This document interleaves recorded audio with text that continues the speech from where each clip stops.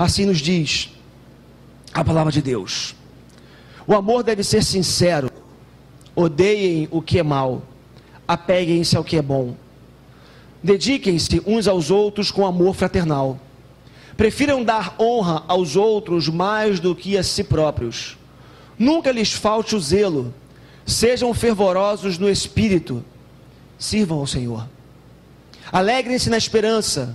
Sejam pacientes na tribulação. Perseverem na oração. Compartilhem o que vocês têm com os santos em suas necessidades. Pratiquem a hospitalidade. Abençoem aqueles que os perseguem. Abençoem e não os amaldiçoem. Alegrem-se com os que se alegram. Chorem com os que choram. Tenham uma mesma atitude uns para com os outros. Não sejam orgulhosos, mas estejam dispostos a associar-se a pessoas de posição inferior. Não sejam sábios aos seus próprios olhos. Não retribuam a ninguém mal por mal. Procurem fazer o que é correto aos olhos de todos. Façam todo o possível para viver em paz com todos.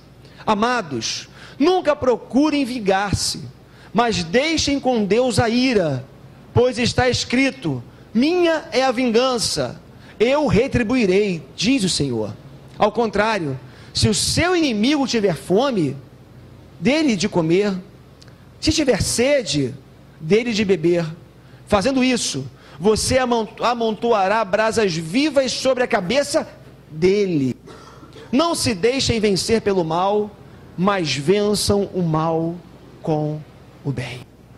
Não se deixem vencer pelo mal, mas vençam o mal com o bem. Vamos orar mais uma vez?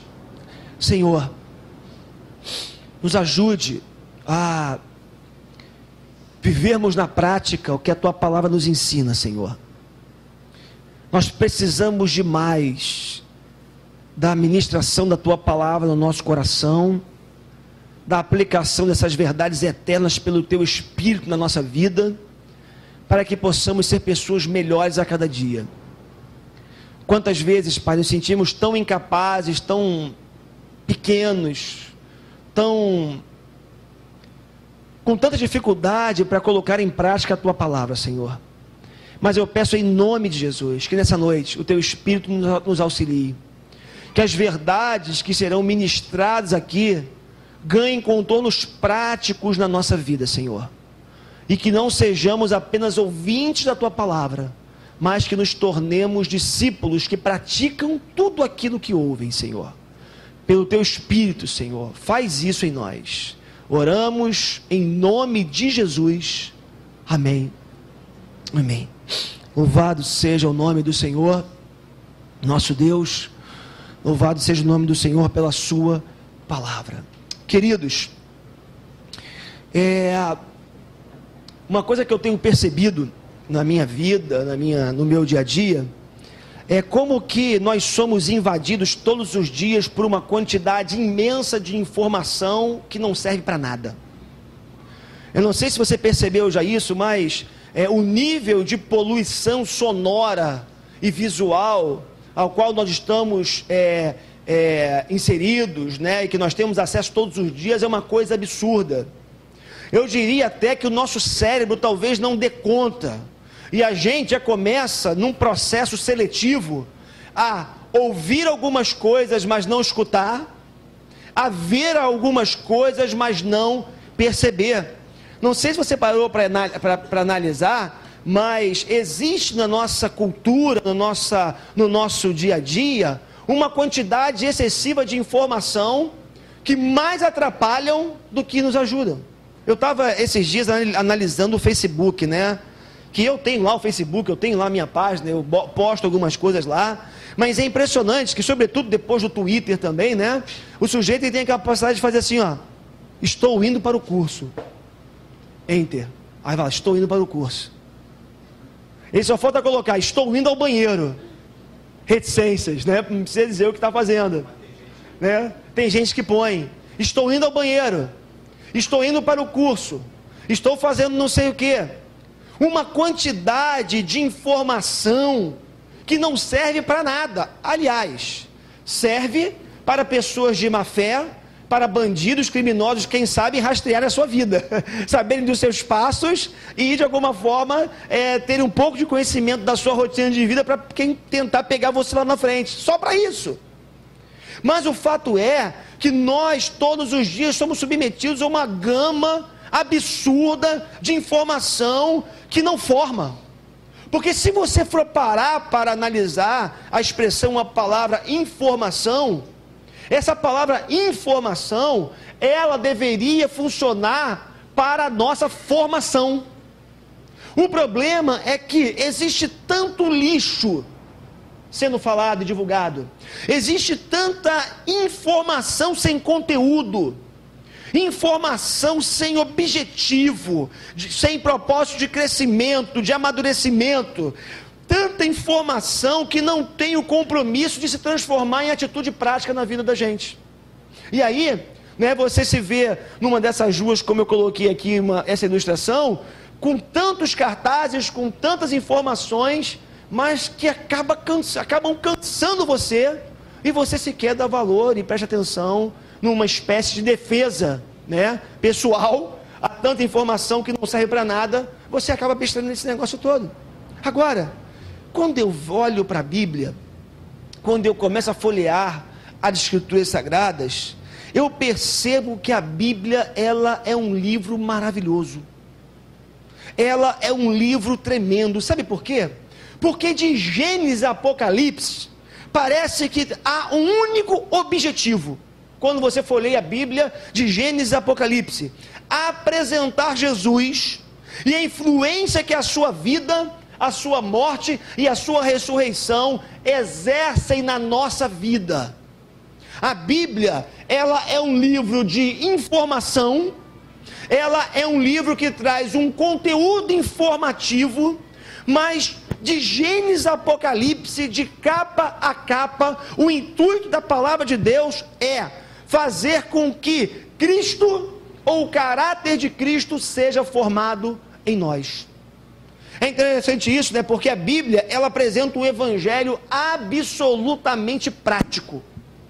Não dá para você ter contato com as Escrituras Sagradas apenas no campo da informação. Aliás, tem gente que faz isso.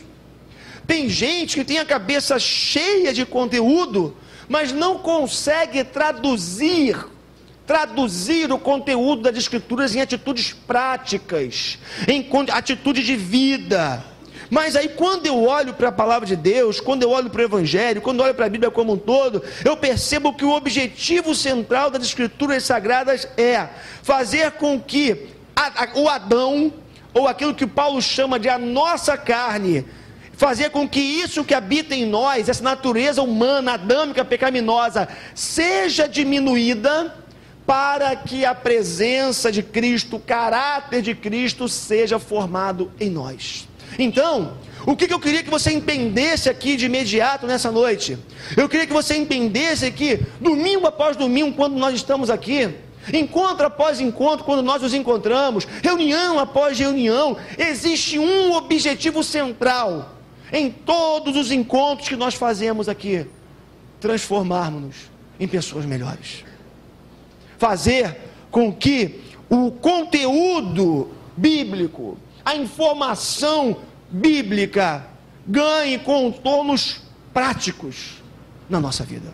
Irmãos, eu ouso dizer nessa noite, que se as informações bíblicas ficarem apenas no campo das ideias, ficar apenas no campo da informação, de pouco valerá para a nossa vida.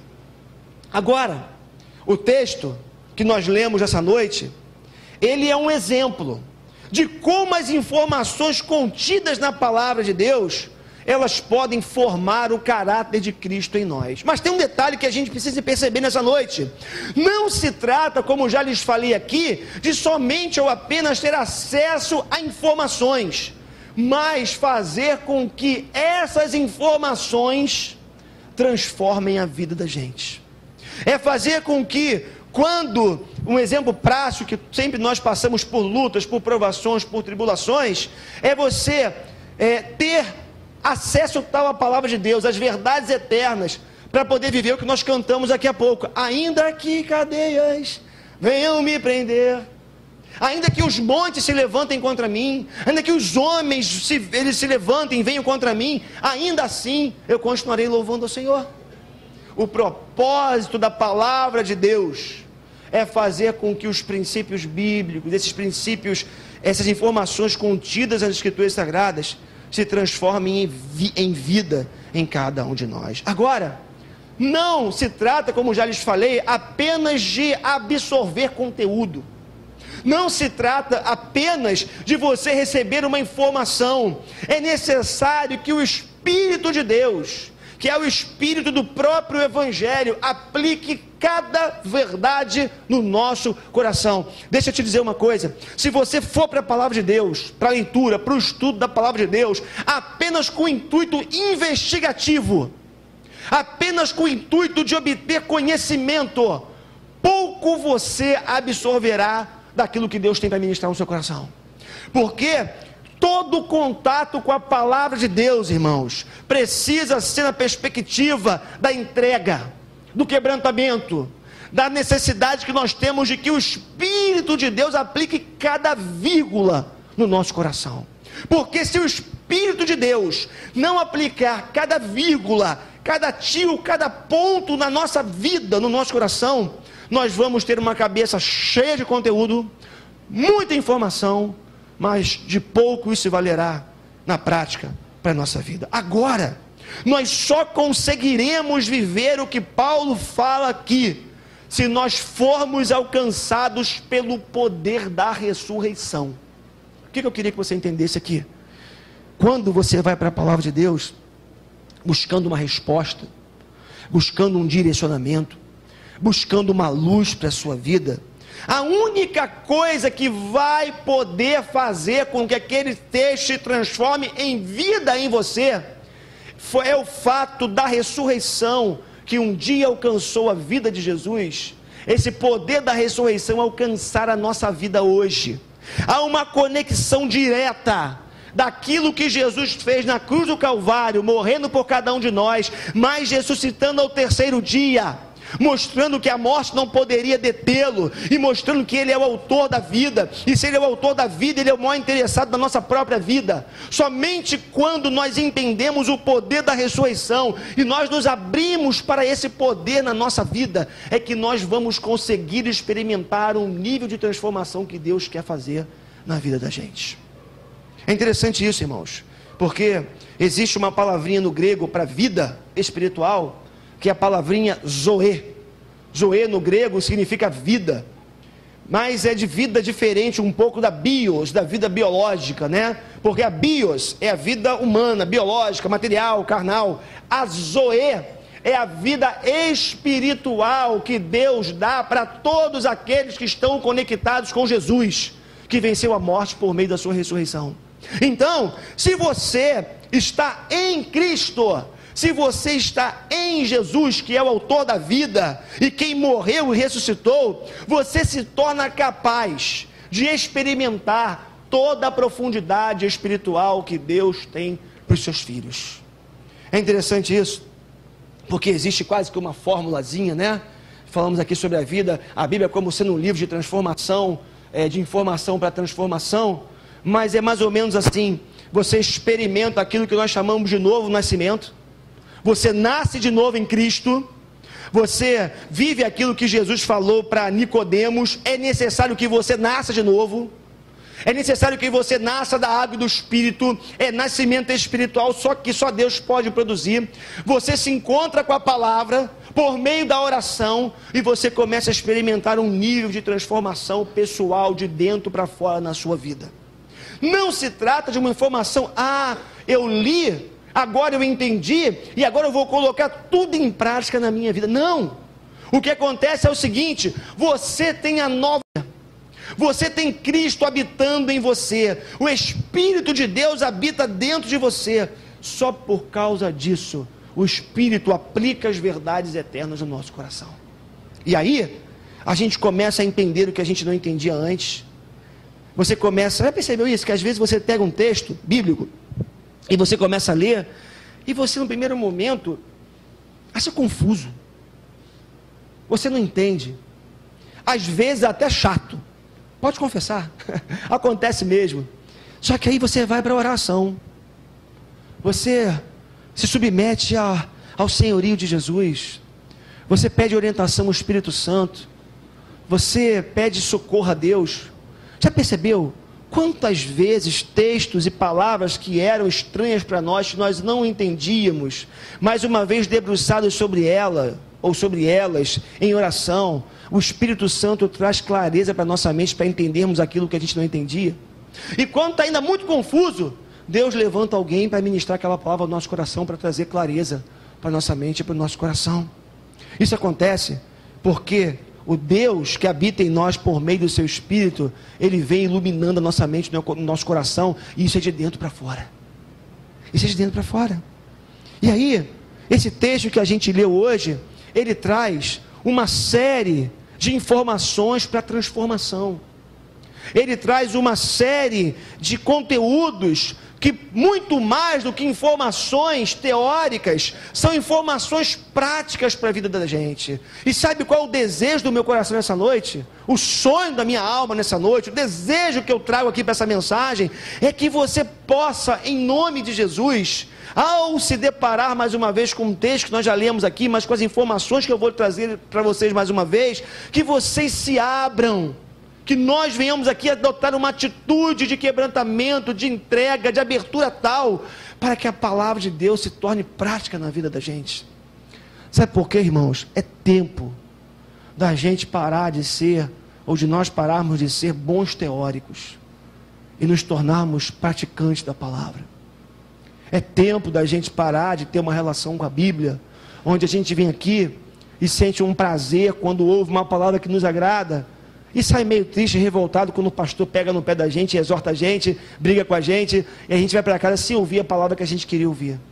É tempo da gente passar a ter uma relação com a palavra de Deus, na qual nós criamos aqui uma expectativa de transformação de vida. Porque em última análise, é o que Deus quer fazer na minha vida e na sua. Nos transformar por meio da sua palavra. Informação que gera transformação. Informação que gera formação do caráter de Cristo em nós. Exemplos práticos do texto de Romanos capítulo 12, a partir do verso 9, exemplos práticos dessa transformação, é o que eu quero começar a falar para vocês aqui nessa noite. Primeiro, nós encontramos logo no início, no verso 9, quando o apóstolo Paulo diz que o amor, ele deve ser sincero. É interessante isso, né? Porque Paulo começa falando do amor, pois o amor é a base de tudo na nossa vida. A palavra de Deus diz que Deus é amor. A palavra de Deus também nos diz que se nós quisermos ser perfeitos, se nós quisermos ser pessoas completas, nós precisamos entender que nós temos que amar a Deus sobre todas as coisas e o próximo como a nós mesmos. Jesus já deu a fórmula. Se você quiser uma vida excelente, se você quiser uma vida abundante, se você quiser uma vida abençoada, ame a Deus sobre todas as coisas e ame ao próximo como a você mesmo. Eu acho que foi Santo Agostinho que certa vez falou assim, ó: ama a Deus e faça o que você quiser. Ama a Deus e faz o que você quiser. Porque se você amar verdadeiramente a Deus, você não vai ter crise de posso ou não posso, devo ou não devo. Se você de verdade amar a Deus sobre todas as coisas, você vai amar a Deus e vai amar aquilo que Deus criou, porque veio das mãos dele. Então o princípio elementar, básico da fé cristã é: ame a Deus sobre todas as coisas, ame ao próximo como a você mesmo, porque se você viver assim, você vai estar vivendo a excelência da vida, o que Deus tem para cada um de nós. Isso é interessante também, porque o João, na sua primeira epístola, no capítulo 3, verso 18, ele vai dizer assim: filhinhos, não amemos de palavras nem de boca, mas em ação e em verdade. Olha só a dica que o João está dando para a gente, porque tem um detalhe, né? É interessante isso, porque como que às vezes nós verbalizamos e nós dizemos para as pessoas que nós as amamos, mas nós não agimos como quem ama. Já percebeu isso? A contradição que existe na gente? A gente diz que a gente ama, mas a gente não se doa. A gente diz que a gente ama, mas a gente não protege. A gente diz que a gente ama, mas a gente não perdoa. A gente diz que a gente ama, mas a gente não corta na carne pelo outro. Então o que o João está dizendo? Olha, e pegando o gancho que o apóstolo Paulo fala no verso 9, o amor tem que ser sincero. E por amor sincero, precisamos entender que esse amor precisa ser um amor prático. Porque não adianta. Porque o amor da boca para fora, o amor de palavras, para nada mais serve, senão para impressionar, quem sabe, um ou outro aqui ou acolá. Agora, o verdadeiro amor é o amor ativo. É o amor que de verdade busca o melhor para o outro. É o amor que de verdade sai do lugar, que mata a fome de quem tem fome, que protege aquele que precisa de proteção, que cuida da pessoa que diz que ama. Esse é o amor de verdade. É desse amor que o apóstolo Paulo fala e que o João vai corroborar dizendo: filhinhos, não amemos de palavras, não amemos de boca, porque a gente fala muito que ama, mas a gente age pouco. Então, meus irmãos, o que eu queria que nós pudéssemos entender nessa noite é que nós precisamos sair mais da teoria e entrar na prática do amor. Sabe por quê? Senão nós vamos passar essa existência inteira.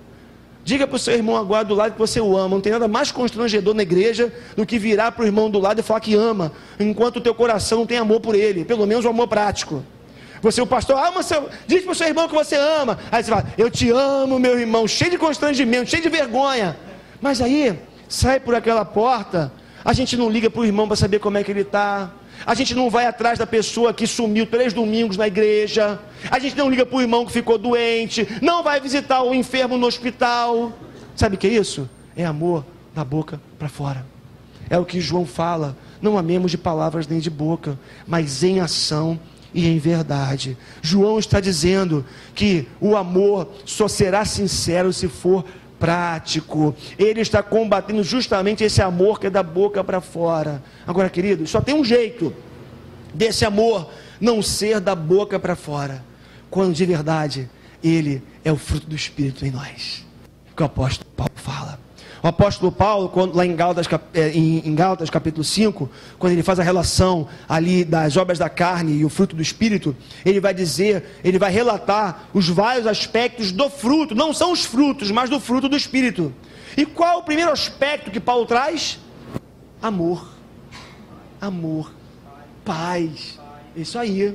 Amor, paz. E o Paulo está dizendo o seguinte: olha, o amor tem que ser a base de tudo na vida de vocês, porque se não for assim, alguma coisa está errado. Vocês vão evangelizar sem amor? Como? Vocês vão visitar pessoas no hospital sem amor? Como? Vocês precisam amar e vocês precisam transformar esse amor em um aspecto prático. É interessante, porque Tácito, um historiador romano, ele dizia o seguinte, que o ódio, ele tem muita intensidade. Odiar parece ser mais automático do que amar. Já viu isso? O esforço que a gente tem que fazer para amar alguém. E como que o ódio muitas vezes é tão natural no nosso coração. A gente se vinga e a gente tem prazer na vingança, mas a gente não descobre prazer no amor. A gente se sente em paz às vezes quando você vê alguém sofrendo por um mal que fez a você, mas você não consegue sentir alegria e paz muitas vezes por ver o bem do outro. É interessante isso.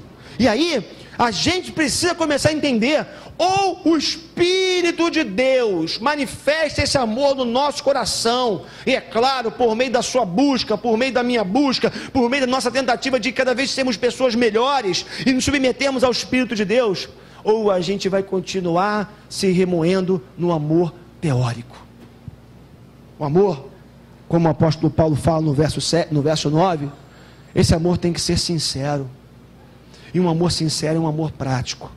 É um amor que sai do lugar, é um amor que busca o bem do outro, é um amor que cuida do outro, é um amor que vai na direção daquele que está sofrendo, que está com fome e que precisa de assistência. Mas ainda no verso 9, o apóstolo Paulo vai dizer também que nós temos que odiar o que é mal. Olha o que Paulo vai dizer no capítulo 12, verso 9 ainda: odeiem o que é mal. Interessante isso, né? Paulo começa falando do amor. Opa, deixa eu voltar aqui, né, que eu já me perdi aqui. Isso.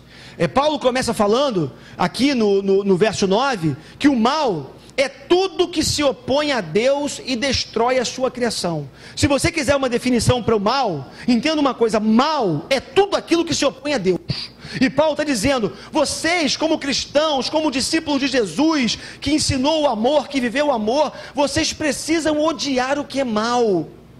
Vocês precisam começar a estabelecer uma relação de aversão a coisas que afrontam a santidade de Deus, que afrontam a beleza de Deus. E na Bíblia, o mal, ele é apresentado como sendo algo que habita em nós, em primeiro lugar. Sabia disso? Às vezes, quando a gente fala de mal, né, a primeira coisa que vem é a figura do diabo. A primeira coisa que vem é a figura de um ser maligno, perverso, que existe no mundo para fazer o mal, embora seja a realidade isso. Mas sabe o que a Bíblia fala a respeito do mal? A Bíblia diz que é do coração que procede tudo que é maldade. A Bíblia diz que é do coração que procede a ganância, a inveja, o ódio. A Bíblia diz que o ser humano, em determinado momento da história, lá no princípio, ele virou as costas para Deus e se tornou um ser absolutamente mau, intrinsecamente mau, buscando apenas aquilo que é mal. E o Paulo está dizendo, vocês que são novas criaturas, vocês que têm o Espírito de Deus habitando em vocês, vocês precisam começar a entender a necessidade de criarem verdadeira aversão ao que é mal. Não aceitaram o que é mal na vida de vocês. Agora, eu não tenho dúvida, irmãos, que todos nós temos aversão às consequências do mal.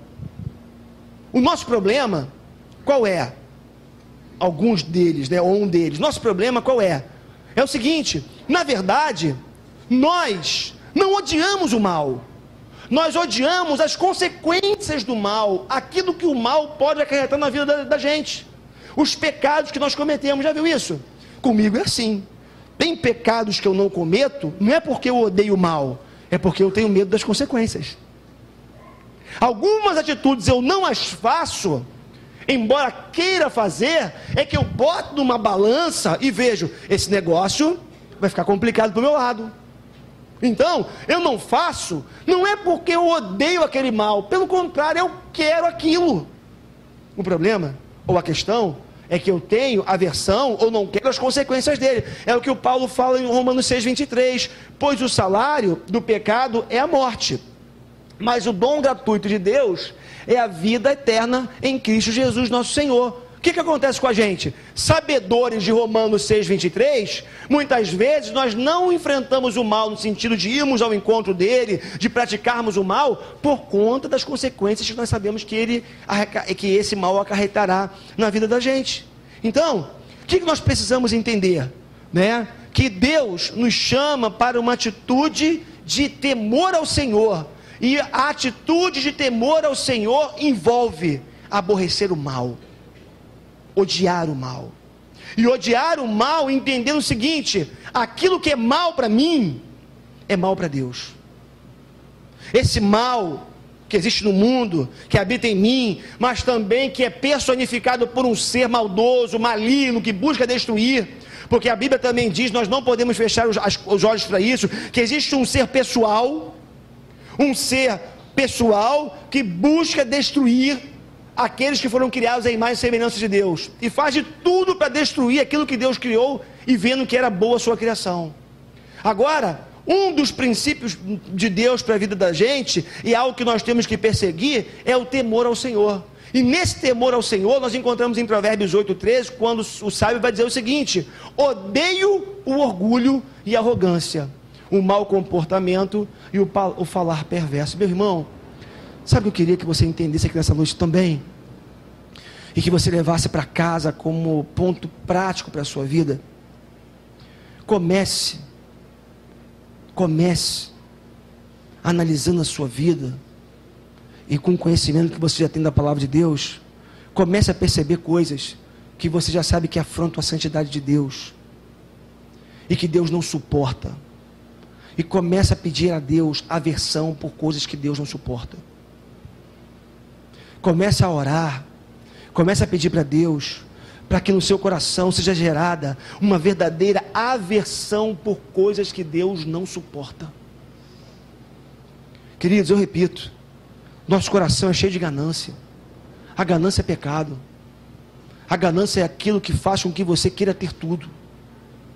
E quando você quer ter tudo, você deixa de ser seletivo.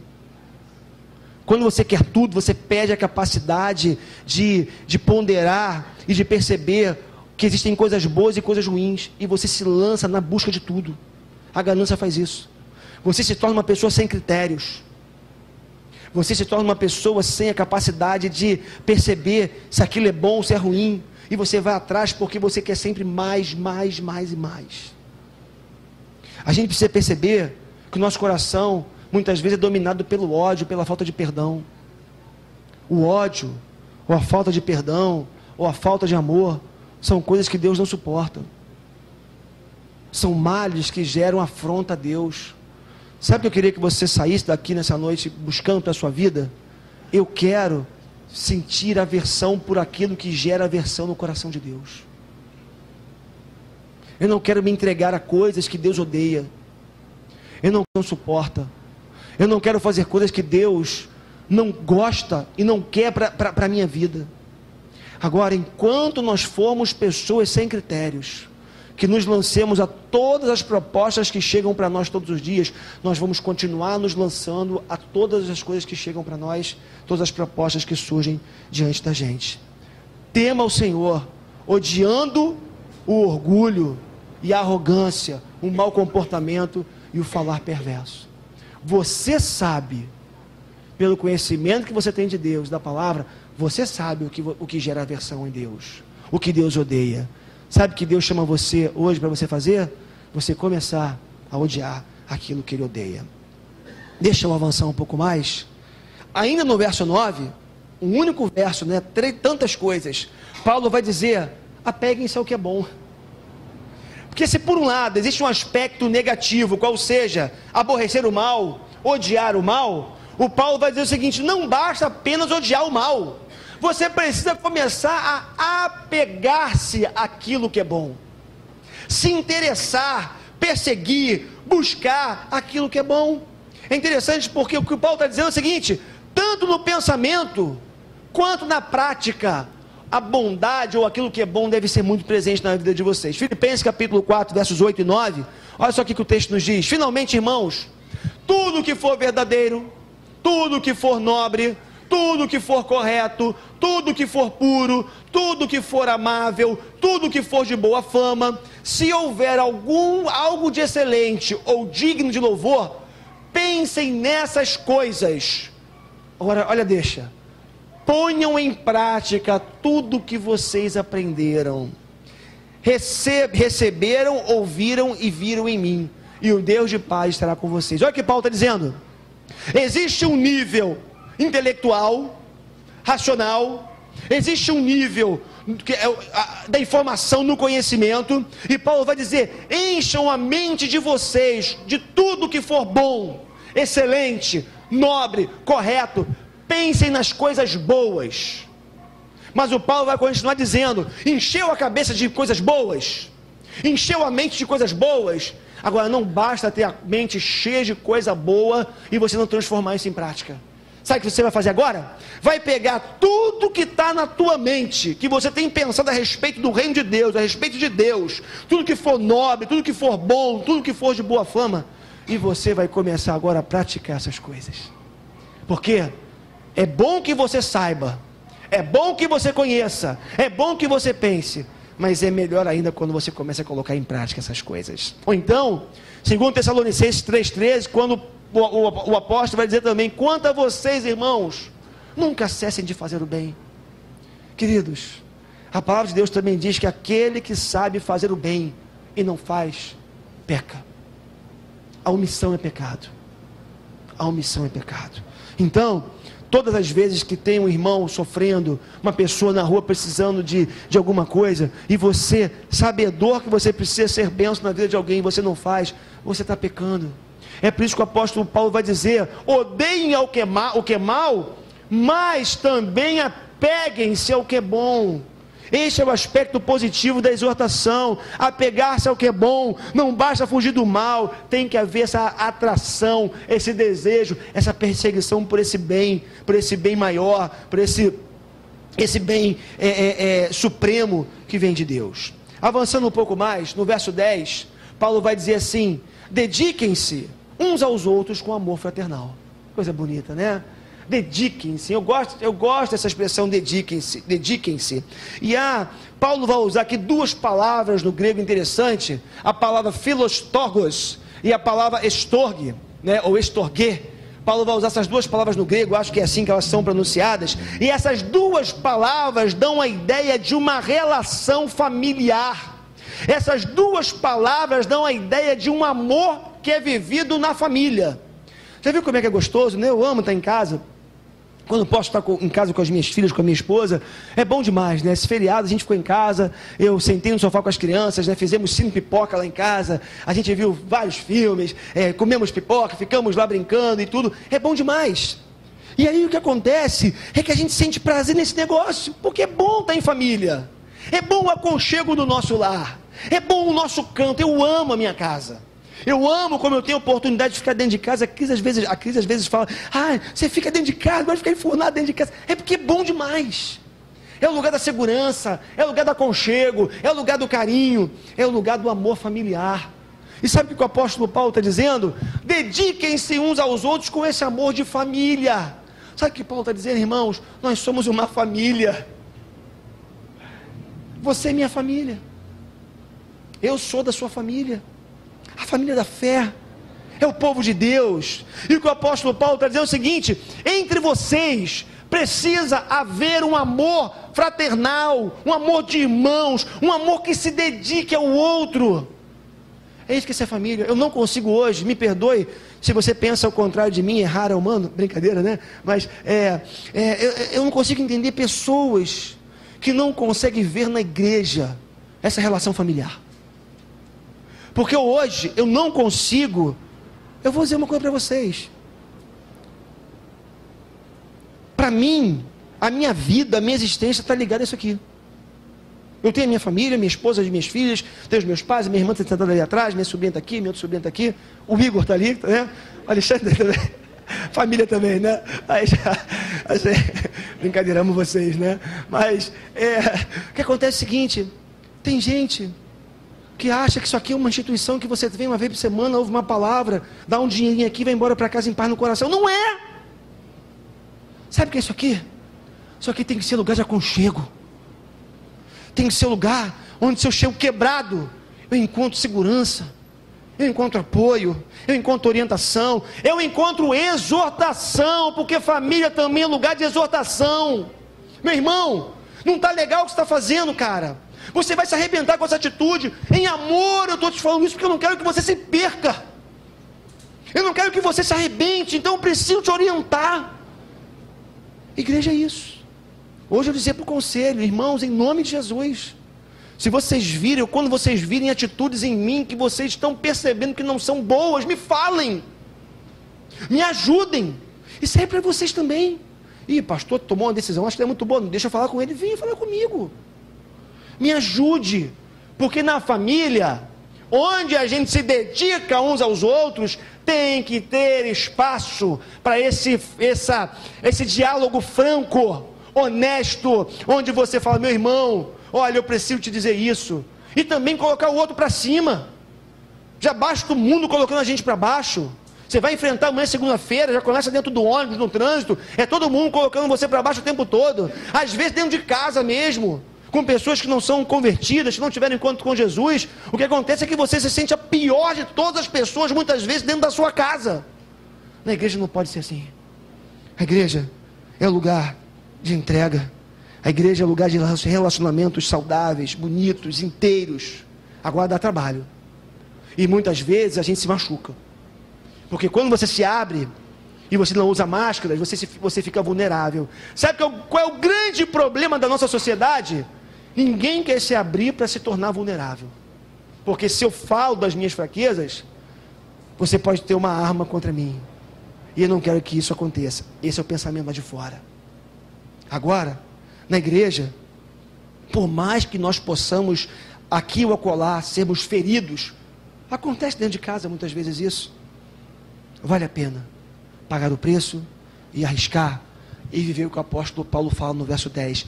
Dediquem-se uns aos outros com amor fraternal, com amor de família, com esse amor familiar. Eu me encontrei essa semana com uma matéria no Caderno de Saúde do Globo, do dia 16/11, sexta-feira, uma matéria falando sobre o segredo da longevidade está nos relacionamentos, como se isso fosse uma novidade, né?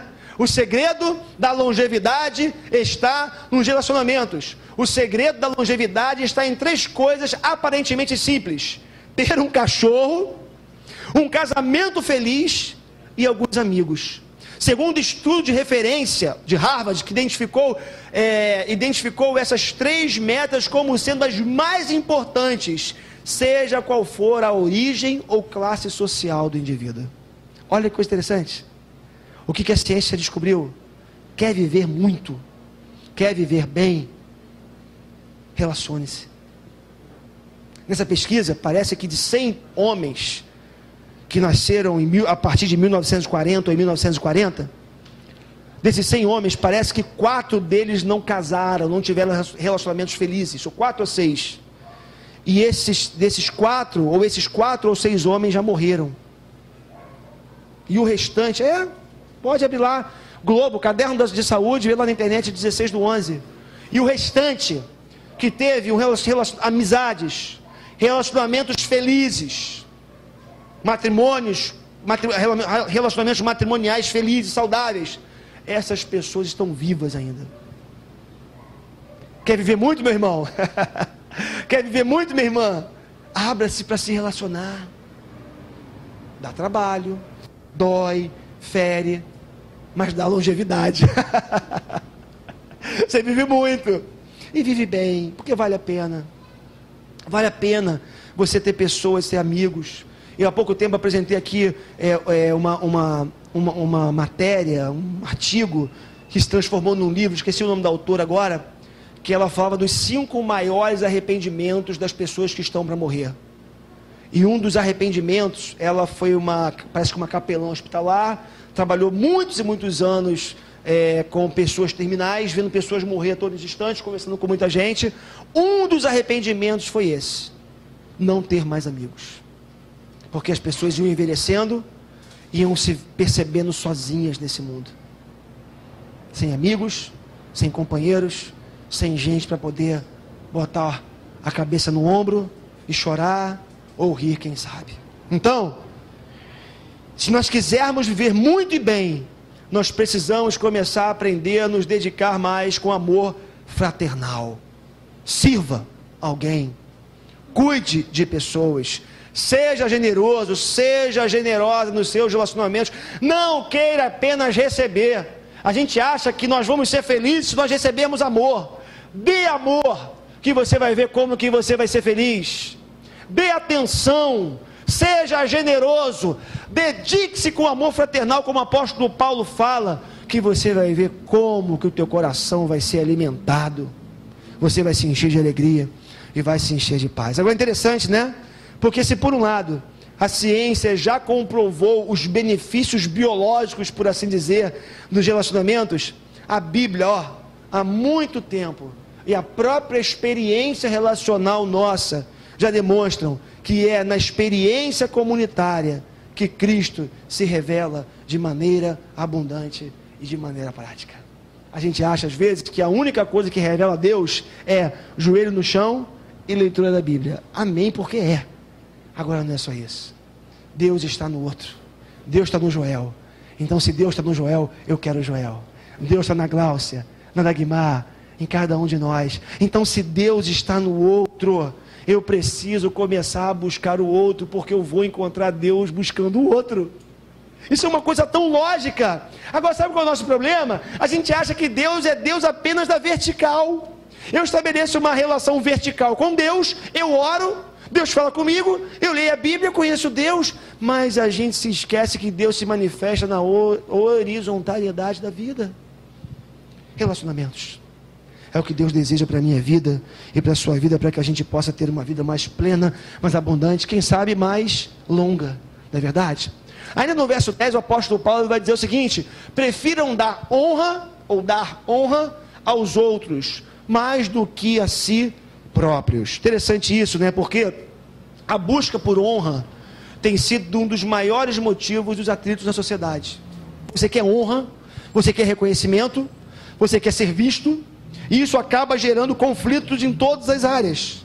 Agora, a humildade, ela é uma virtude que agrada a Deus. Interessante, né? Porque se você quer honra o tempo todo, você demonstra que você não é uma pessoa humilde. Você demonstra o quê? Que você está sempre querendo atenção, porque no fundo você acha que você merece isso. Agora, queridos, quando damos honra a alguém, a pessoa que é honrada, que recebe essa honra, ela busca retribuir a honra recebida. Já imaginou uma sociedade, Paulo, onde as pessoas passem a honrar os outros cada vez mais, reconhecendo os méritos dos outros, a beleza dos outros? Já imaginou uma sociedade que viva não nesse frenesi por reconhecimento, mas que viva para dar o reconhecimento ao outro, a reconhecer o valor do outro, a beleza do outro? Como que seria uma sociedade melhor? Como que seria um mundo melhor esse mundo, se esse mundo fosse vivido dessa perspectiva? Paulo, aos Romanos capítulo 13, verso 7, fala o seguinte: deem a cada um o que lhe é devido, se imposto, imposto, se tributo, se temor, temor, se honra, honra. E queridos, nós precisamos, já vi, interessante isso, né? Às vezes o sujeito ele foi, fantástico em vida, mas quando ele morre é que ele é honrado, já viu isso? A capacidade que a gente tem de honrar as pessoas depois que elas partem, de lembrar as pessoas depois que elas vão embora. Enquanto a pessoa está viva, a gente não valoriza, a gente não honra, mas depois que a pessoa parte, se transforma num herói, se transforma numa referência, em nome de Jesus. Comece a honrar a pessoa que mora com você dentro da sua casa. Comece a honrar seus filhos. Comece a honrar seu cônjuge. Comece a honrar as pessoas que convivem com você todos os dias dentro da sua casa. Ou quem sabe no seu ambiente de trabalho. Não tenha vergonha de elogiar quando uma pessoa fizer uma coisa bonita. Não tenha constrangimento de falar para um colega seu: cara, como você fez bem esse negócio. Como que você foi competente ao realizar essa tarefa. Ou então falar para um filho: meu filho, como você fez bem essa tarefa. Ou falar para o seu esposo, para a sua esposa: meu amor, meu bem, sei lá como você trata o seu cônjuge, né? Como que você foi feliz na sua atitude. Não deixe o tempo passar, não. Não espera morrer para honrar, não. Dê honra no tempo certo a quem merece honra. Queridos, eu acredito que, falando de família, este tem sido um ambiente de honra, de valorização do outro. Isso tem prejudicado, uma palavra que tem prejudicado demais os nossos relacionamentos, é a palavra disputa. Nós disputamos demais. Nós queremos honra pessoal demais. Então, o marido disputa com a mulher, quem ganha mais, quem é melhor, quem cuida melhor dos filhos, quem faz mais, quem lava mais, quem cuida mais. O tempo todo a vida da gente vai se tornando uma disputa.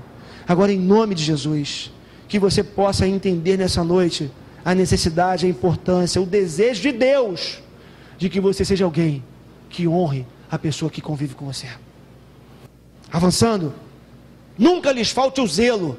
O apóstolo Paulo vai dizer no verso 11, o zelo é uma preocupação intensa, um cuidado com tudo que diz respeito a Deus. Interessante isso, né? O que é zelo com as coisas de Deus? É preocupação com as coisas de Deus, é cuidado com as coisas de Deus. João capítulo 2, versos de 15 a 17, nos diz assim: então ele fez um chicote de cordas e expulsou todos do templo, bem como as ovelhas e os bois.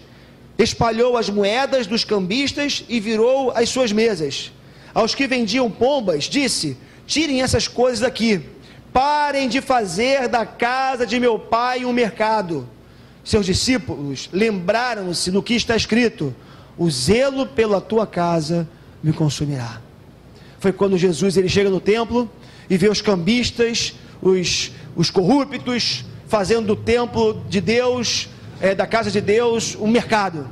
E o texto diz que Jesus ele se revoltou, ficou irado com aquela situação, e ele fala: vocês não podem fazer isso com a casa do meu pai. Sabe o que é isso? É zelo pelas coisas de Deus. Irmão, em nome de Jesus, sabe o que eu queria que você entendesse, fosse para casa também com essa mensagem dessa noite? Eu e você precisamos ter uma preocupação mais intensa com tudo que diz respeito a Deus. A igreja diz respeito a Deus, eu preciso zelar por ela. O meu irmão é alguém importante para Deus, eu preciso zelar pelo meu irmão. O dinheiro é uma coisa que pode ser usada para abençoar pessoas, eu preciso zelar por isso. Tudo que você reputar como sendo importante e que possa ser oferecido para Deus, você precisa zelar, porque em última análise tudo pertence a Deus. Em nome de Jesus, que nessa noite você possa voltar para casa com a certeza de que Deus chamou você para ser alguém que se preocupa mais com as coisas que pertencem a Deus, o que vem de Deus. Porque se você começar a se preocupar com as coisas de Deus, você vai começar a cuidar mais dessas coisas. Você vai se dedicar mais intensamente a elas. E você vai começar a amar as coisas que vêm de Deus e são de Deus. Deixa eu avançar um pouquinho mais, já estamos caminhando para o final. Paulo vai dizer no verso 11 ainda, sejam fervorosos no Espírito. Gosto muito dessa expressão, sejam fervorosos no Espírito. Sabe por quê? Porque o cristão tem que ser um ser quente, gente. O cristão tem que ser alguém quente, né? Lá no Apocalipse, antes disso, em Colossenses capítulo 3, 23, o Paulo vai dizer assim, tudo o que fizerem, façam de todo o coração, como para o Senhor, e não para as pessoas. Sabe o que é você ser uma pessoa fervorosa? É uma pessoa que se dedica intensamente a fazer as coisas de Deus. E como eu dizia aqui, o que a gente tem que entender é que Deus não nos chamou para ficarmos no meio termo. Lá em Apocalipse fala o quê? Que Deus Deus prefere que você seja morno, frio ou quente, mas que você não seja morno. Mas como Deus não quer que você seja nem frio e nem morno, só sobra uma alternativa para você nessa noite: ser uma pessoa quente, ser uma pessoa animada, ser uma pessoa fervorosa. Agora entenda uma coisa: esse fervor, esse queimar não tem a ver necessariamente com barulho. Tem gente que acha que ser fervoroso é ser barulhento. Não. Sabe o que é ser fervoroso? É você ter constantemente o coração queimando pelo Espírito de Deus, levando você a fazer as coisas que Deus quer que você faça. Lembra comigo? Os discípulos na estrada de Emaús, Jesus havia morrido. Os discípulos desanimados, 2 discípulos estão voltando para Emaús. Emaús é o sinônimo da desistência, da frustração, do desânimo. Eles saem de Jerusalém desanimados porque Jesus havia morrido, cabisbaixos, e Jesus se coloca ao lado deles na estrada e começa a conversar com eles. Quando Jesus dá-se a conhecer, ou seja, se revela para eles, eles vão dizer: não é que o nosso coração queimava quando a gente escutava ele falando com a gente? Sabe o que é ser uma pessoa fervorosa? Sabe o que é ter fervor espiritual? Como eu já falei aqui, é você constantemente sentir o queimar do Espírito Santo de Deus no teu coração, na sua vida. E mais, à luz de Colossenses, quando Paulo vai dizer tudo o que fizerem, façam de todo o coração, é você ter sempre uma disposição para fazer a obra de Deus. Um coração fervoroso, ou fervor espiritual, tem a ver com paixão que produz uma entrega irrestrita. Tem a ver, ser fervoroso, tem a ver com você se entregar e falar: Deus, faça da minha vida o que o Senhor bem entender. Eu me entrego para ser usado pelo Senhor. Por fim, Paulo vai dizer para nós, nesse texto que nós lemos aqui, Romanos capítulo 12, a partir do verso 9, sirvam ao Senhor. O apóstolo Paulo vai dizer, como uma última exortação para nós aqui hoje: sirvam ao Senhor. Jesus Cristo, Ele é o Senhor, irmãos. Ele é o Kyrios, expressão do grego, a quem todos devem servir e a quem todos devem prostrar-se. Servimos ao Senhor, aproveitando todas as oportunidades que se apresentam para nós todos os dias.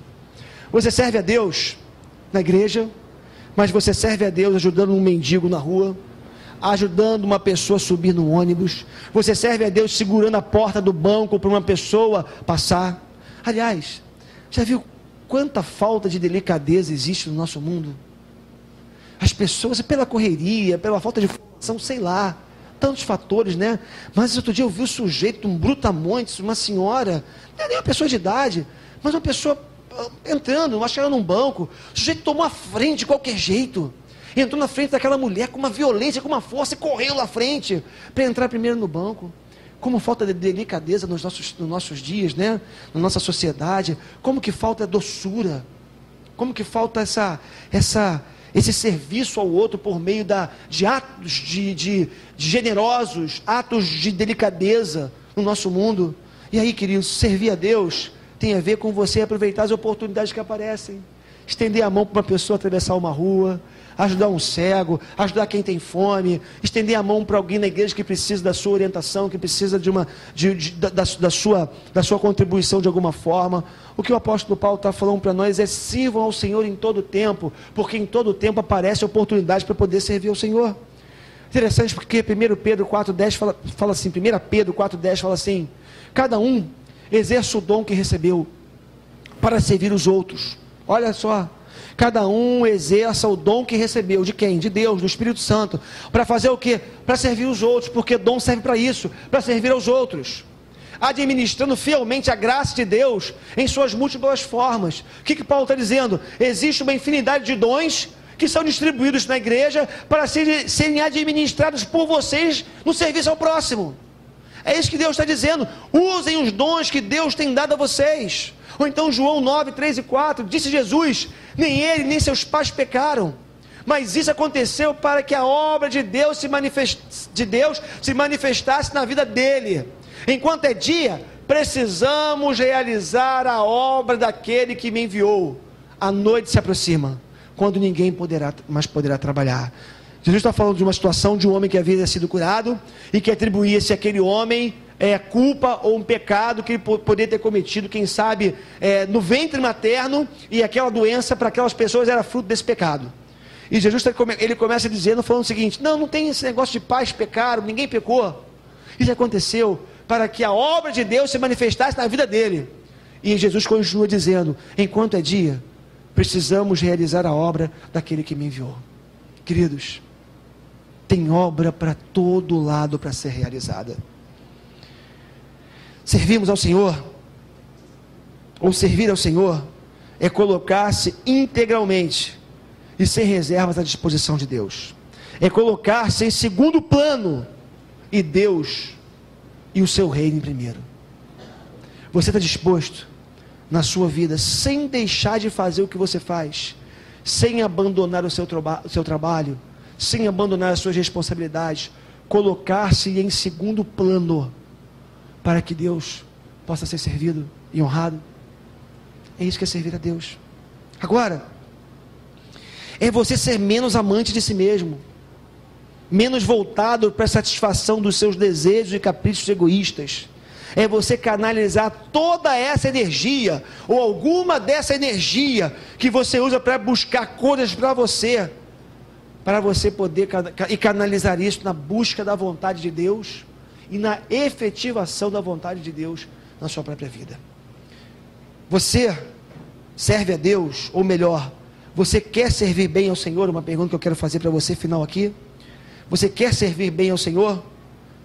Comece fazendo ou seguindo o que você sabe e não o que você sente. Deixa eu te falar uma coisa final aqui. Nós somos uma geração da sensação, né?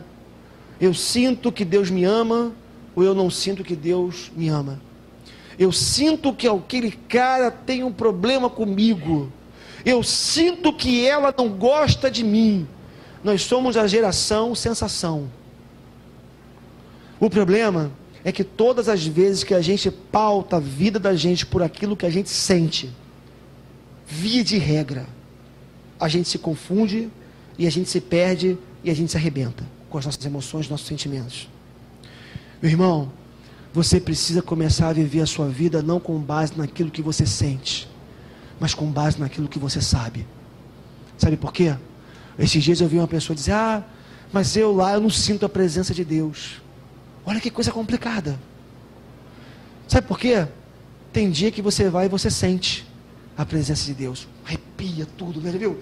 Arrepia, aquela coisa gostosa, Deus, você chora. Tem dia que você entra por ali e você não sente nada. Aliás, às vezes são alguns dias, muitos dias, se não a maioria dos dias, você não sente nada. Se você for depender de sentir alguma coisa para continuar amando a Deus e servindo a Deus, você não vai sair do lugar. Agora, o que você precisa é pautar a sua vida não só por aquilo que você sente, porque eu repito, o que você sente pode trair você, mas você precisa começar a pautar a sua vida pelo que você sabe, e você precisa começar a servir a Deus com base no que você sabe. Eu vou lembrar você 4 coisas que você sabe. Você sabe que Jesus, Ele é o Senhor e que você é servo dEle. Você sabe disso. Você sabe que Ele te escolheu para que você trabalhasse para Ele. Você sabe que tem muita gente nesse mundo sofrendo, precisando de mim, de você.